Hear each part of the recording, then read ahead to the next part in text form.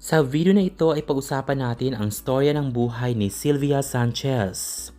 Ang kanyang karera kung paano siya nagsimula at nakilala sa showbiz industry, ang kanyang net worth at ang kanyang mga kayamanan at ari-arian. Maingay ngayon sa social media at sa mga balita ang pangalan ni Sylvia Sanchez pagkatapos niyang magpa-interview sa mga reports patungkol sa kanyang yaman. Mas lalong naging kontrobersyal at uminit ang ulo ng mga tao pagkatapos madawit ang pangalan ng kanyang anak na si Congressman Arjo Ataide na ngayon ay usap-usapan sa mga balita patungkol sa patungkol sa flood control projects. Tapusin panoorin ang buong video para sa kompletong detalye. Siya si Josette Campo Ataide o mas kilala sa kanyang stage name na Sylvia Sanchez. Siya ay pinanganak noong May 19, 1971 sa Nasipit, Agusan del Norte dito sa Pilipinas. Maliban sa kanyang pagiging aktres, siya ay isa ring comedian at producer simula 1988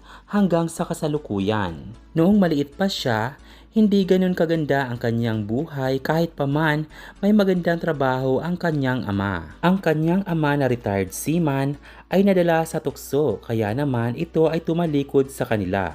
Sa mga panahon na iyon, siya ay 10 taong gulang pa lamang. Sa murang edad, matindi ang mga pinagdaanan ni Sylvia. Kaya naman, napagtanto niya na siya ay ang maging breadwinner sa kanilang pamilya. At nang dahil sa mga pangyayaring iyon, ay maagang nag-mature ang pag-iisip ni Sylvia. Matapang at matatag niyang hinamon ang kanyang mga pagsubok sa kanilang buhay. Kaya naman, nagsipag siya para magtrabaho para matustusan ang mga pangangailangan ng kanyang mga kapatid at para mapag-aral niya ang mga ito.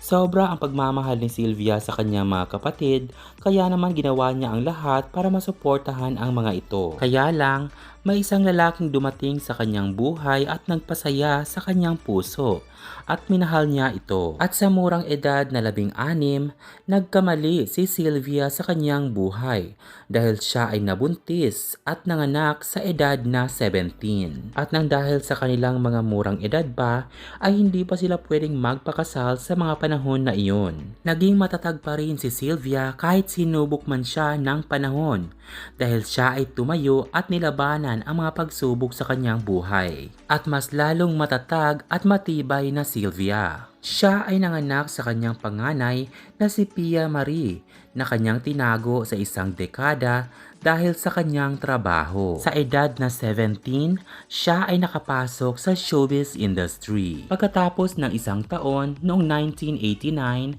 nakilala niya ang kanyang asawa na si Arthur Ataide, na isang Filipino-Spanish businessman at 6 na taon ang kanilang age gap. Si Arthur ang mas matanda kay Sylvia. Si Arthur ay napakatahimik na lalaki pero gumawa talaga siya ng paraan para ligawan si Sylvia hanggang sa naging sila. Umusbong ang kanilang pag-iibigan kahit na ito ay hindi naging madali sa una. At nang dahil dito, nagbunga ng 4 na anak ang kanilang wagas na pag-iibigan. Ang una nilang anak ay si Juan Carlos Ataide o mas kilala sa tawag na Arjo Ataide na ngayon ay congressman ng 1st District ng Quezon City. Napakahusay na aktor ni Arjo na pinanganak noong November 5, 1990. Siya ay nakapag-aral sa Del Salle Green Hills at lumipat sa Redley International School. Si Arjo ay nanalo at nakatanggap ng napakaraming parangal sa kanyang karera sa showbiz. Taong 2016 nang napabalitang nililigawan ni Arjo Ataide si Jane Oineza pero hindi ito nag-workout. At napabalita din na lumalabas din sila ng girlfriend's member na si Sammy Rimando at hanggang sa naging sila. Pero kalaunan ay nag-break up din noong 2018. Hanggang sa naging sila ni Maine Mendoza na ngayon ay asawa na niya at nagbibigay sa kanya ng inspirasyon at motivation. At ayon pa nga kay Arjo Ataide, I think when you are in love, I guess you become inspired and be a better person from there. Not try to be. Just be who you are. Be good. At ang pangalawang anak ni na Sylvia Sanchez at Arthur Ataide ay si Maria Sofia Atayde o mas kilala sa tawag na Ria Atayde. Tulad ng kanyang ina na si Sylvia, si Ria Atayde ay napakahusay din na artista. Si Ria Atayde ay pinanganak noong March 23, 1992. Si Ria ay nakapagtapos sa kursong Bachelor of Communication Arts sa De La Salle University noong June 2014. Maliban sa pagiging artista, si Ria ay napakasikat din pagdating sa modeling at ang dami niyang followers sa kanyang pagti-TikTok. Ang pangatlo nilang anak ay si Maria Angela Atayde o kilala sa tawag na Jella Atayde. Ang kanilang pang-apat at bunsong anak naman ay si Javier Atayde. Kumusta naman ang pagiging mother ni Sylvia Sanchez? Si Sylvia ay napaka-protective mom para sa kanyang mga anak dahil ayon sa kanya, ayaw niyang maranasan ng kanyang mga anak ang paghihirap na kanyang dinanas sa kanyang kabataan. Napakadisiplinado ng mga anak ni Sylvia dahil kita rin naman ito ng mga fans at supporters. Sa kanilang pananalita at galaw, patunay ito na sila ay pinalaki ng maayos ng kanilang mga magulang. Si Sylvia ay napaka-responsible wife din para sa kanyang asawa. Sila ngayon ay nagsasama sa loob na ng 18 years. Sila ay nagpakasal noong March 27, 2003. Ayon kay Sylvia, umabot sila ng ilang dekada dahil sobrang mahal nila ang isa't isa. Sa pagsasama nila na umabot na mahigit 3 dekada, sinubok din sila ng panahon dahil sila ay naghiwalay din ng 1 year and a half noon. Ngunit nabuo ulit ang kanilang pamilya dahil sa sobrang pagmamahala nila. Napagpatawaran nila ang isa't isa hanggang sa sila ay nagkabalikan ulit. Nakapagpatawaran sila sa isa't isa at aminado silang may pagkakamali ang bawat isa sa kanila. Inamin din naman ng aktres na minsan ay meron silang hindi pagkakaintindihan pero hindi na ito maabot ng isang araw at nagkakabati rin sila agad. At ang isa sa mga sikreto nila kung bakit nagtagal ang kanilang relasyon ay ang pagkakaintindihan sa isa't isa. Ayon sa aktres na si Sylvia, sa tuwing nag-aaway sila ng kanyang asawa, ang ginagawa namin lagi, sinasabi na ayusin natin. Ako, lagi kong sinasabi sa asawa ko na, ako, I want to grow old with you. Inamin din ni Sylvia na noon ay humanap talaga siya ng paraan para tanggapin siya ng pamilya ng kanyang asawa na si Arthur. At kalaunan ay napagtagumpayan naman niya at tinanggap naman siya ng mga magulang ng kanyang asawa. Ayon sa kanila, pinatunayan ng kanilang pamilya na may forever. Dahil sa dami-dami ng mga pagsubok na dumating sa kanilang buhay ay tila nakakayanan naman nila ang mga ito. Ayon sa kanila, napakalakas ng foundation ng kanilang pamilya at ng kanilang pagmamahalan. Kabilang din sila sa iilang mga artista na matagal nang nagsasama. Noong March 31, 2020, kalagitnaan ng pandemya, sinubok ulit ng panahon ang pamilya ni Sylvia dahil silang mag-asawa ay nahawaan ng COVID-19. Pero kalaunan ay gumaling at nag-negative din sa test. At ayon sa kanila nang dahil doon, mas lalong tumibay at mas minahal nila ang isa't isa.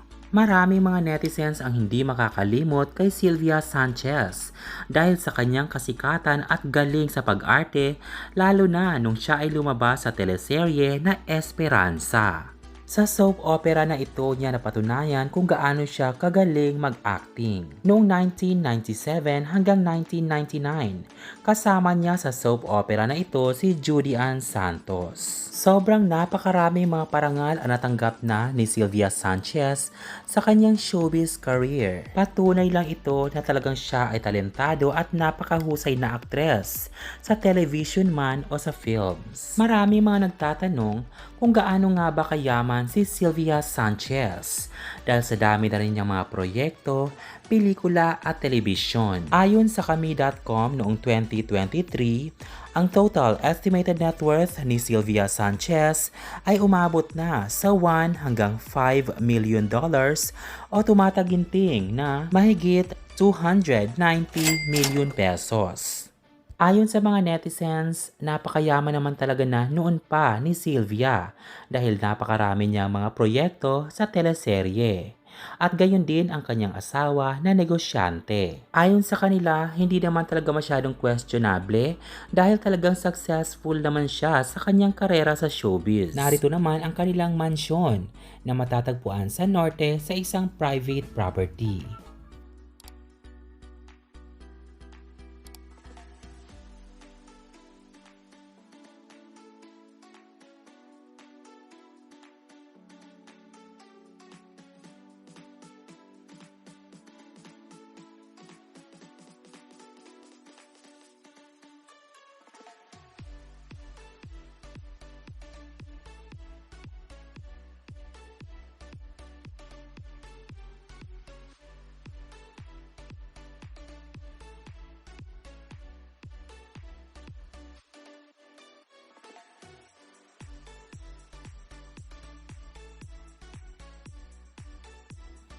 Kinwestiyon ng mga netizens ang lavish lifestyle ni Sylvia Sanchez pagkatapos silang mapanood ang mga video kung saan sumasakay siya sa jet ski at pati na rin ang pagsakay nila sa napakagandang yate. Ayon sa mga netizens, parang napaka-extravagant naman ng kanilang pamumuhay. Agad! Oh! Hindi ko kaya yan. Wow! Sinong may alam niyan? Walang may alam niyan! Wala! Sports adventurer pala itong babaeng ito.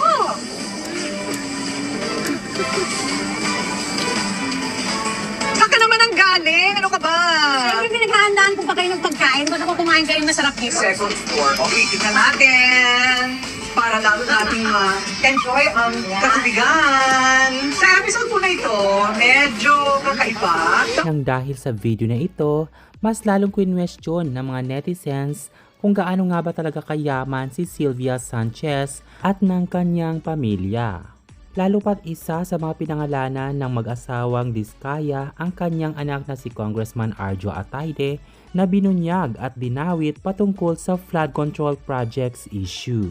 Agree ka ba sa yaman nila Sylvia Sanchez? O isa ka rin sa mga napataas kilay nang mapanood ang kanilang mga extravagant na mga yaman ngayon? Ano ang masasabi mo sa issue at balita na ito? Mag-comment at mag-subscribe para palaging updated sa aking showbiz updates. Thanks so much for watching!